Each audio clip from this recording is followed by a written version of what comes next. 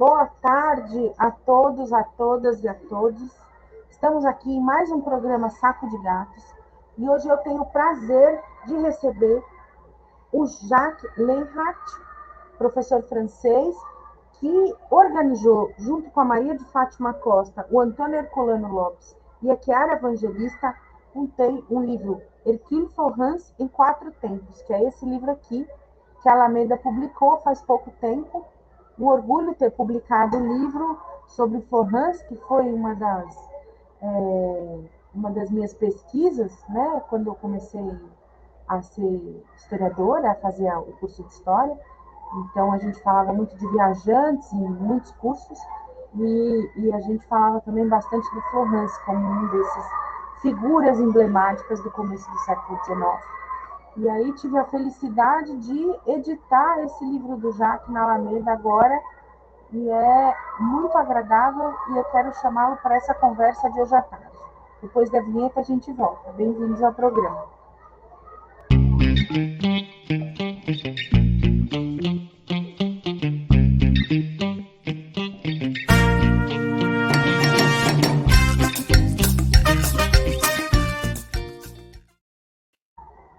Oi, Jacques, boa noite aí na França. Boa noite, Joana. Tudo bem?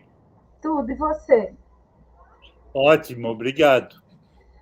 Jacques, bom, é um prazer tê-lo aqui no Saco de Gatos para conversar sobre o nosso livro Hercule Florence em 4 tempos e falar um pouco desse homem tão múltiplo do século XIX, que foi Florence, e que fez tantas coisas interessantes. A primeira coisa que eu queria falar com você é que esse é um texto organizado por você e um grupo, né? Um grupo que tem um nome muito interessante, Clíope.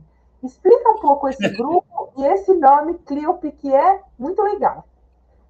Bom, na verdade, esse grupo é um grupo de pesquisadores de várias disciplinas que trabalha sobre matéria histórica, literária, artística brasileira já há mais de 20 anos. Já temos publicado vários livros juntos, e o interessante para nós é fazer converger visões distintas, disciplinárias distintas, sobre um objeto. E esse objeto, no caso do Hercule Florence, é um objeto, ele mesmo, muito diferente, muito. Bom, vamos ter um capítulo sobre o Hercule Florence migrante, outro. Bom, sobre o migrante é a Chiara Evangelista, que escreve, que é italiana, que trabalha sobre a questão da migração dos italianos para o Brasil. Mas tem um outro, Hercule Florence, que é o artista viajante. O artista viajante é a Maria de Fátima Costa, que está trabalhando sobre Rugenda, sobre todos os artistas viajantes, uma grande especialista dessa questão. E ela pega esse aspecto da diversidade do Florence. Bom, eu mesmo, o terceiro olhar desse livro, pego o escritor, vamos dizer, o escritor romancista, o Hercule Florence, que tenta escrever a sua vida, reescrever permanentemente a sua vida, de tal maneira que eu descrevo ele um pouco como um romancista, mesmo se ele nunca escreveu romance, se ele foi um viajante, etc. E o quarto ângulo de pesquisa desse livro, do Antônio Herculano Lopes, é uma visão dele no século, né, frente às grandes questões do século XIX, a família, a nação, escravidão, etc., etc. Então, somos quatro para darem as várias vertentes desse homem, que nasceu quase com o século, 1804, e morreu quase ao final, em 1879, não? Com 75 anos. Ele atravessou todo o século XIX com um olhar muito especial, porque ele também é o olhar de um francês, de um migrante que se acostumou mais ou menos, mesmo se ele casou e fez 20 filhos durante essa vida no Brasil, mas mesmo assim ele fica como um estrangeiro de uma certa maneira e tem sofrido bastante dessa situação. Então é um livro sobre esse homem que está pouco conhecido. No Brasil se conhece o Hercule Florence como quem inventou a palavra fotografia, inventou talvez a fotocopia, mais que a fotografia, mas ele cunhou, ele primeiro, em 1833, cunhou a palavra fotografia, quando o Niepce, que com o Daguerre é um pouco o inventor da fotografia, ele falou de heliografia, não? Gravar com o sol. E o Hercule Florence cunhou essa palavra. E, por isso, ele é uma figura importante da história da fotografia, mesmo sem, apesar do Boris Kosoy, que fez um trabalho maravilhoso sobre esse aspecto do Hercule Florence, mas o reconhecimento do Hercule Florence no campo da fotografia ainda hoje é mínimo, vamos dizer. Porque também ele fez, né, essas experimentações com fotografia num país periférico, com poucas possibilidades de divulgação e um pouco meio ao mesmo tempo que se descobria a fotografia na Europa também. Como foi isso? Bom, ele bom, talvez é importante lembrar que quando ele chega no Brasil, no começo dos anos 20 do século XIX, ele vai com o Conde Langsdorff para uma viagem através do Mato Grosso, das Amazonas. Durante 5 anos, ele faz essa viagem como um desenhista, como um colaborador do Langsdorff, que estava o dono dessa missão para o czar da Rússia. Como muitos viajantes no 19 fizeram, né? Então, era o começo dessas grandes viagens do 19. Era uma atividade para conhecer o país. Você tem que lembrar que até 1808 o Brasil está totalmente desconhecido porque está fechado. Abre os portos só em 1808. Então, todas as nações europeias tentam conhecer um pouco a flora, os animais, etc., etc., e mandam missões. E o Conde de Langsdorff fez para o czar da Rússia uma dessas missões científicas. E o Hercule Florence faz parte como desenhista dessa missão.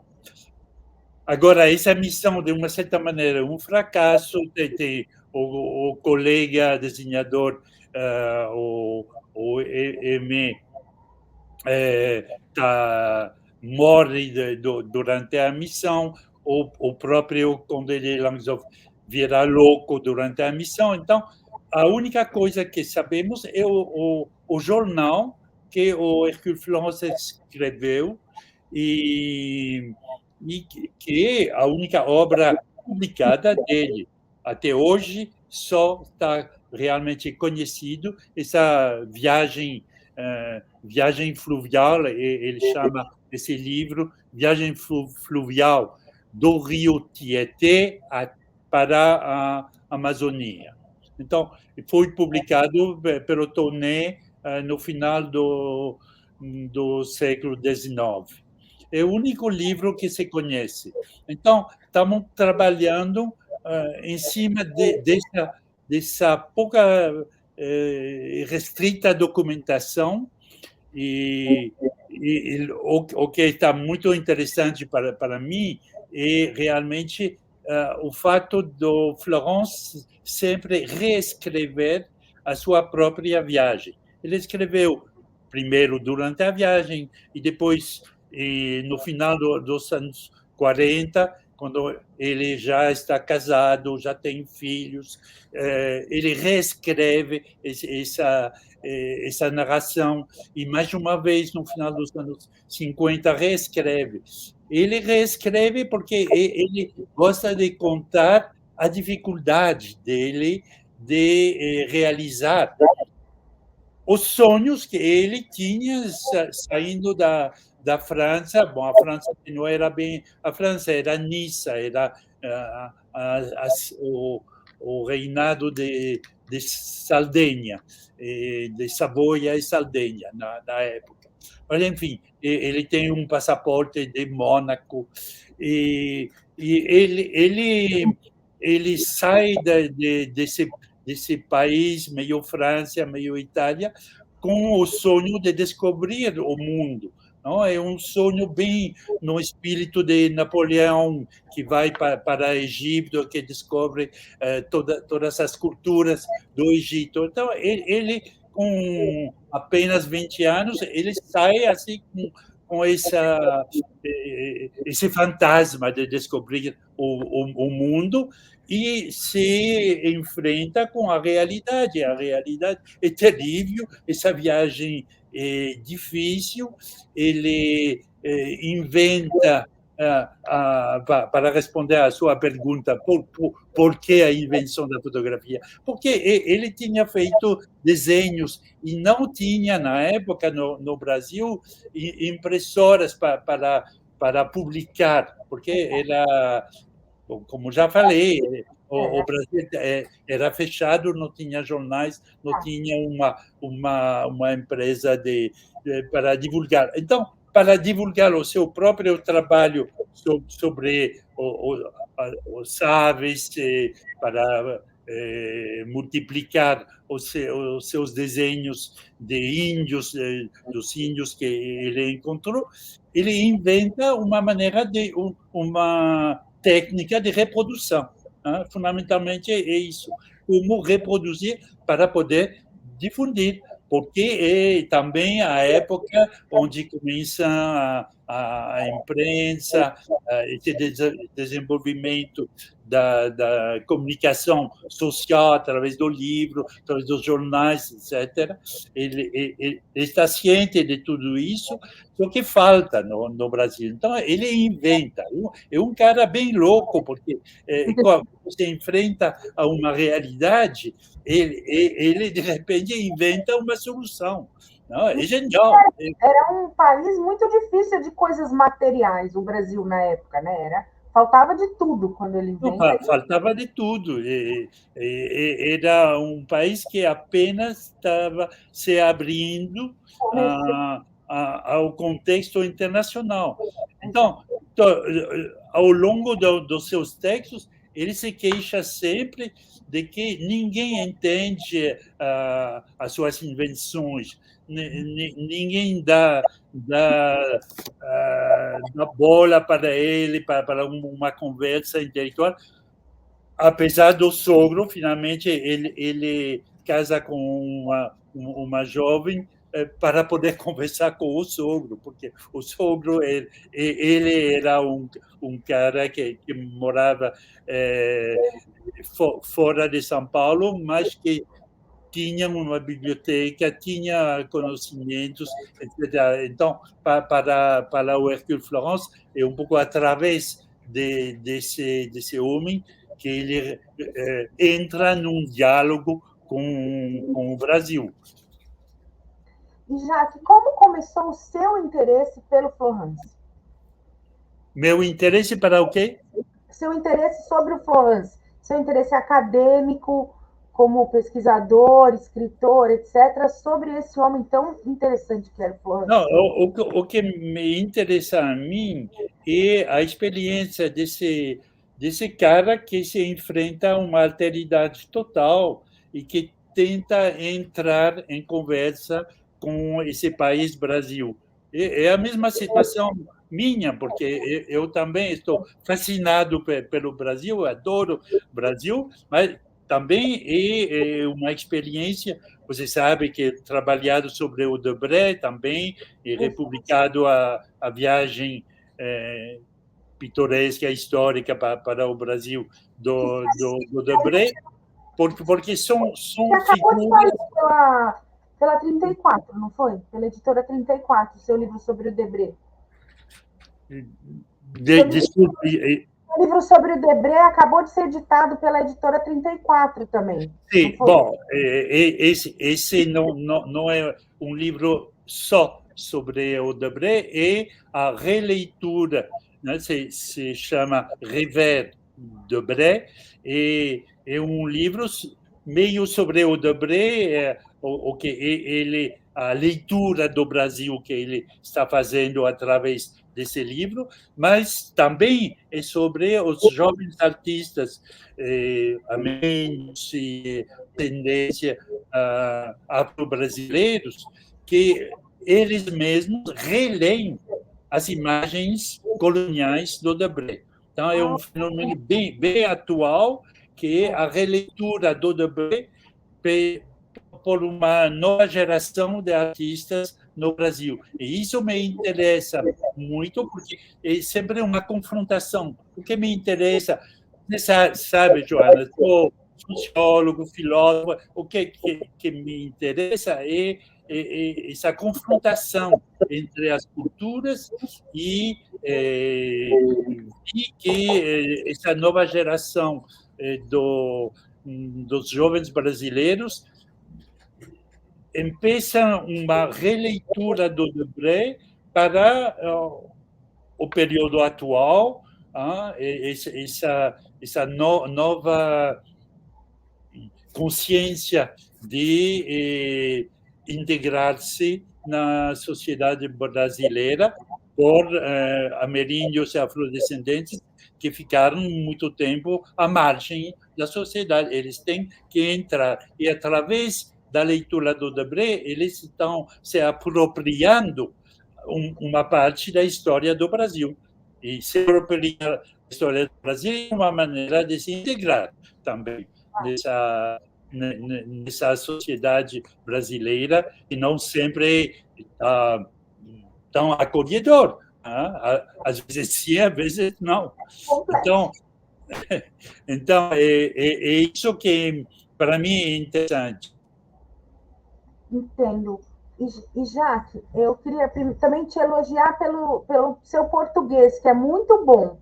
Então, não, imagina. Português estudando as coisas do Brasil. Desde quando você estuda o Brasil como objeto de pesquisa? Bom, na verdade, não sou um brasilianista acadêmico normal. Encontrei o Brasil no final vamos dizer, comecei a trabalhar com esses meus amigos e colegas no final dos anos 80. Mas, assim, viajando, passando um tempão no Brasil, mas nunca morei realmente no Brasil, mas estou lendo, trabalhando, e hoje em dia, graças à internet, você tem, mesmo em Paris, uma documentação, e viajo bastante.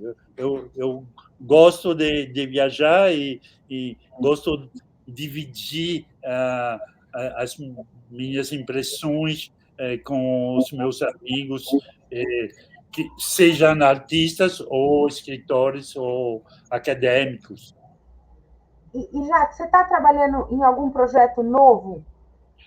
Sim, agora estou fazendo duas coisas. primeiro, esse livro sobre a leitura do Debré pelos jovens artistas brasileiros vai dar lugar a uma exposição que vai começar o ano que vem, em abril de 2025, na França, e depois vai para o histórico Museu Paulistano Ipiranga, em São Paulo. De maneira que essa exposição vai fazer parte da temporadas franco-brasileiras do ano 25. Esse é um dos projetos, essa exposição.